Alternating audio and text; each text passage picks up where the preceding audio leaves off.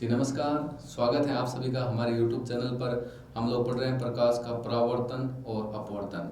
परावर्तन के बारे में आप लोग जानते ही हैं, जिसमें प्रकाश की किरण किसी सतह से टकराकर जिस माध्यम से आपतित होती है पुनः उसी माध्यम में क्या हो जाती है, परावर्तित।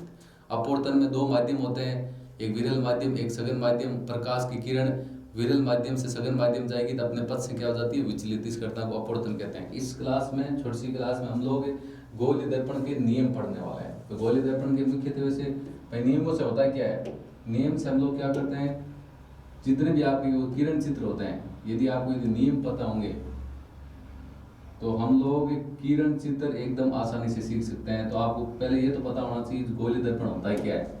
तो ऐसे दर्पण जिनके परावर्तक पृष्ठ गोलीय होते हैं, ऐसे दर्पण जिनके परावर्तक पृष्ठ गोलीय होते हैं उन्हें कौन सा दर्पण कहते हैं, गोलीय दर्पण कहते हैं। जिनका परावर्तक पृष्ठ गोलीय उन्हें गोलीय दर्पण कहते हैं। गोलीय दर्पण भी आपके कितने प्रकार के होते हैं, दो प्रकार के। एक आपका उत्तल दर्पण, एक आपका अवतल दर्पण। एक आपका उत्तल होता है, दूसरा कौन सा होता है, अवतल होता है। अवतल दर्पण जिसका परावर्तक पृष्ठ अंदर की तरफ हो, उत्तल में क्या होता है, परावर्तक पृष्ठ किस तरफ होता है, बाहर की तरफ होता है। तो नियम नंबर हम लोग बात कर लेते हैं, एक की चर्चा करते हैं पहले की। जब प्रकाश की किरण मुख्य अक्ष के समांतर हो, मुख्य अक्ष के समांतर,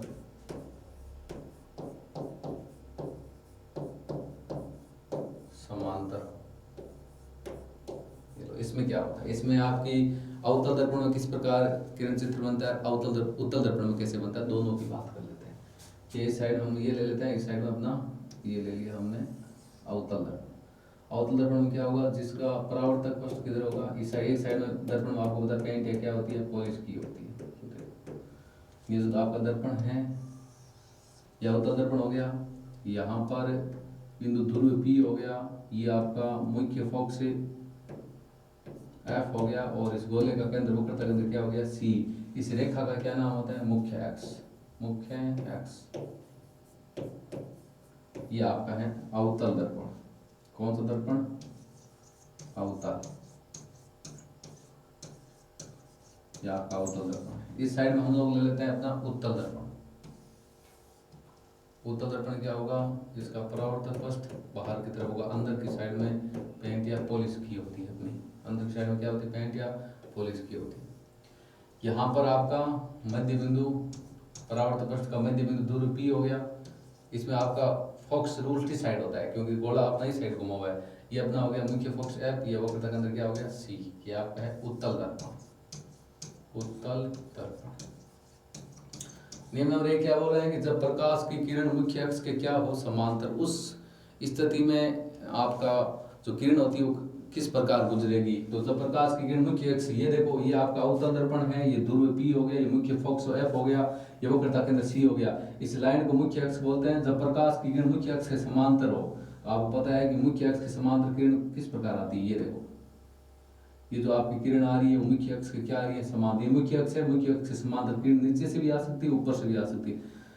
अवतल दर्पण में मुख्य अक्ष के समांतर आने वाली प्रकाश की किरण हमेशा कहां से गुजर जाएगी, मुख्य फोकस है, ये ध्यान रखना। ये देखो इस प्रकार अवतल दर्पण में मुख्य अक्ष के समांतर आने वाली प्रकाश की किरण कहां से जाएगी, मुख्य फोकस है। अवतल दर्पण प्रकाश की किरणों को एक बिंदु पर क्या करता है, केंद्रित करता है, जबकि उत्तल दर्पण क्या करता है, ये फैला देता है। इसमें बिंब हमेशा बाईं तरफ रखना है, किरण हमेशा बिंब बाईं तरफ से रखना है। ये देखो मुख्य अक्ष, ये इस लाइन को क्या नाम है, इसका नाम ही मुख्य अक्ष है। नाम देख सकता है अपना यहाँ पर, मुख्य अक्ष।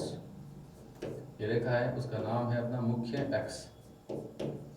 मुख्य अक्ष के समांतर आने वाले प्रकाश की किरणों को एक बिंदु पर केंद्रित करता है, लेकिन ये क्या कर देता है, प्रकाश की किरणों को क्या कर देता है, फैला देता है। अब ये इसको हम क्या करेंगे, पीछे मिलाएंगे ऐसे, देखो इसमें तो वास्तविक प्रतिबिंब बनता है, जबकि इसमें कौन सा प्रतिबिंब बनता है, आभासी प्रतिबिंब। लेकिन अपने को सिर्फ ये बात बतानी है कि अवतल दर्पण में मुख्य अक्ष के समांतर आने वाली प्रकाश की किरण कहां से होकर जाती है, मुख्य फोकस है। उत्तल दर्पण में ये देखो मुख्य फोकस से होकर जा रही है, लेकिन उसमें मिल रही है, इसमें मिलती हुई प्रतीत हो रही है। उसमें बनने वाला प्रतिबिंब आपका वास्तविक होता है, जबकि इसमें क्या होता है, आभासी।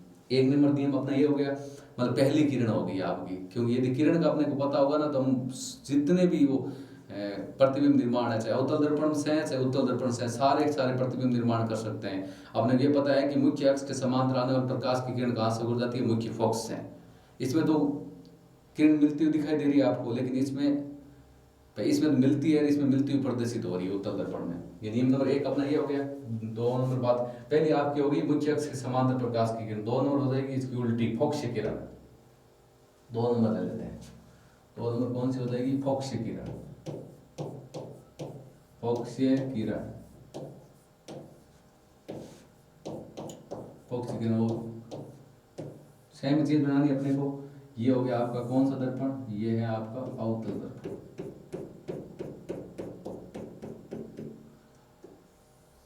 इसका नाम है अवतल दर्पण। ये हो गया अपना अवतल दर्पण। ये मध्य बिंदु ध्रुव क्या हो गया? P अवतल दर्पण है। ये ध्रुव बिंदु P हो गया। यहाँ पर आपका F हो गया और यहाँ पर आपका C हो गया। इसका नाम क्या है? मुख्य अक्ष। मुख्य अक्ष अवतल बना लिया। बना लेते हैं उत्तल। उत्तल में क्या होता है? जो आपकी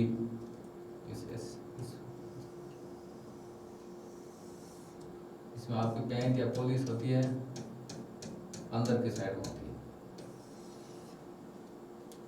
ये यहाँ पर आपका हो गया P, ये हो गया F और ये आपका क्या हो गया? C। इस रेखा का नाम मुख्य अक्ष है। अपना दर्पण कौन सा है? उत्तल। उत्तल दर्पण। 2 नंबर नियम क्या बोल रहा है? फोक्सीय किरण, मतलब आपकी प्रकाश की किरण मुख्य फोकस से होकर आएगी।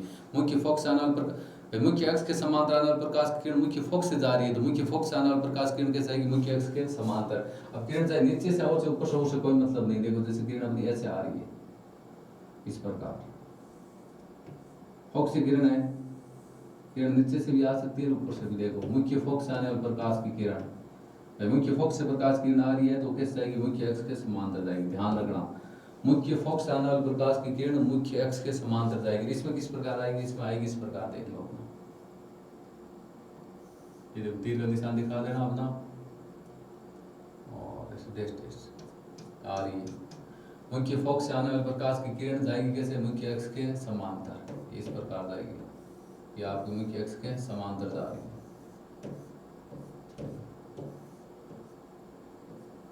जो आपकी ये दूसरा कंडीशन है। पहली कंडीशन में क्या होता है कि भाई जो किरणें मुख्य अक्ष के समांतर आती है मुख्य फोकस से होकर जाती है। दूसरी अपनी इसमें कंडीशन है फोक्सीय किरण। भाई मुख्य फोकस से आने वाली जो प्रकाश किरण, इसमें जो आपकी किरण आ रही है ना, ये वाली किरण, ये जो किरण आ रही है, इस तीर का निशान है, ये आप देख सकते हो। मुख्य फोकस से आ रही है, जो मुख्य फोकस आएगी वो मुख्य अक्ष के क्या जाएगी? समांतर जाएगी। इसमें अपना इस प्रकार देख सकते हो आप। मुख्य फोकस से आने वाले प्रकाश की किरण हमेशा ध्यान रखना, अवतल दर्पण और उत्तल दर्पण दोनों में कैसे जाएगी? मुख्य अक्ष के समांतर जाएगी। ये नियम नंबर अपना हो गया 2। इसके बाद हम बात करते हैं नियम नंबर 3 की। 3 नंबर है अपना अभिलंब किरण।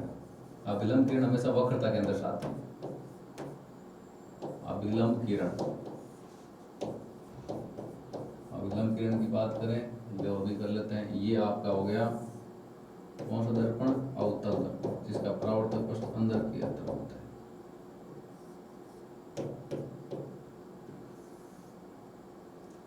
यहाँ पर ध्रुव हो गया P, ये हो गया F और ये आपका क्या हो गया? C। कौन सा दर्पण है? अवतल दर्पण।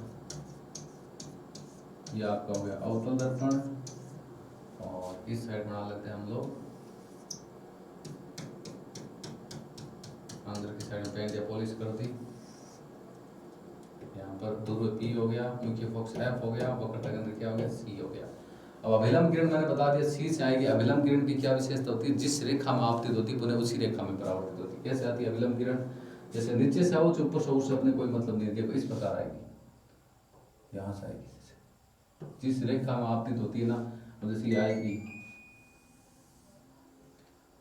ये देखो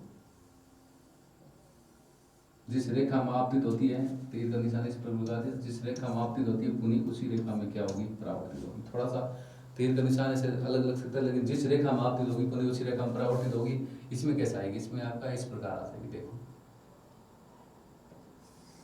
ये वह किरण आ रही है और वापिस जिस रेखा में आपतित होती है पुनः उसी रेखा में परावर्तित होती है। ये आपका कौन सा दर्पण है? ये आपका है उत्तल दर्पण। ये आपका हो जाएगा उत्तल दर्पण। नियम नंबर 3 हो जाएगा। पहली हो गई आपकी, जब प्रकाश की किरण मुख्य अक्ष के समांतर हो वो मुख्य फोकस से जाती है। 2 नंबर हो गया, मुख्य फोकस आने वाले प्रकाश की किरण मुख्य अक्ष के समांतर जाएगी। 3 नंबर आपकी है अभिलंब किरण। ये थोड़ी सी मैं आपको दोबारा बना के बता देता हूँ। थोड़ा सा अभिलंब किरण थोड़ा सा सीधी नहीं बनी, सीधी बना देते हैं। सीधी अभिलंब किरण है।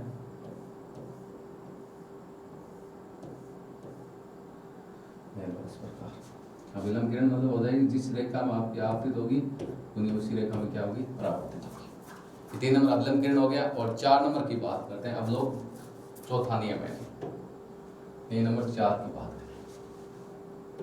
4 नंबर हो जाएगा आपका तिर्यक किरण।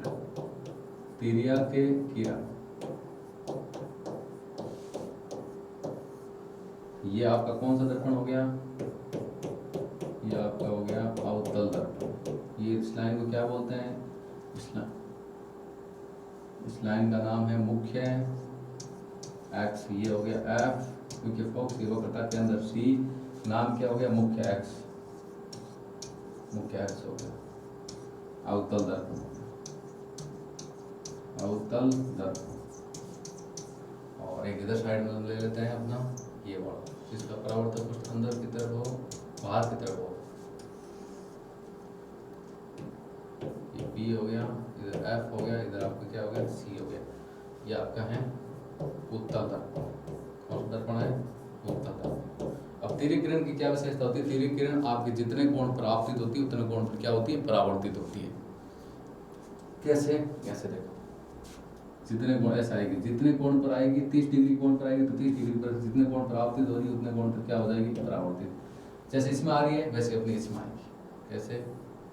जितने कोण पर आपतित होगी उतने कोण पर क्या होगी? परावर्तित होगी। ये आपका ये 4 नियम हैं गोलीय दर्पण के। यदि आपको ये चारों नियम आते हैं तो आप कोई किरण चित्र हो, अवतल दर्पण से वैसे मुख्यतः 6 चित्र बनते हैं और उत्तल दर्पण से 2 प्रतिबिंब निर्माण होते हैं। उन प्रतिबिंब निर्माण में आपको किसी में प्रॉब्लम नहीं होगी, लेकिन आपको कम से कम नियम पता होना चाहिए गोलीय दर्पण के नियम क्या होते हैं। यदि आपको गोलीय दर्पण के नियम आते हैं तो हर प्रतिबिंब पर हम प्रतिबिंब निर्माण हम लोग कर सकते हैं। ये नियम नंबर 4 है तिर्यक किरण। तिर्यक किरण की विशेषता मैं बता देता हूँ। जितने कोण पर आपतित होती है उतने कोण पर क्या होती है?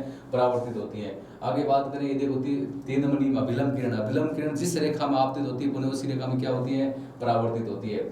और दूसरी ये अपना फोकसीय किरण है। फोकसीय किरण की विशेषता होती है भाई, जब प्रकाश की किरण मुख्य अक्ष के समांतर आती है तो मुख्य फोकस से जाती है। अब प्रकाश की किरण मुख्य फोकस से आ रही है, मुख्य अक्ष के कैसे जाएगी? समांतर जाएगी। दोनों में देख सकते हो। और ये है जब प्रकाश की किरण मुख्य अक्ष के समांतर हो। जब ये सबसे मेन नियम यही है कि जब प्रकाश की किरण मुख्य अक्ष के समांतर हो तो कहाँ से होकर जा रही है? मुख्य फोकस से।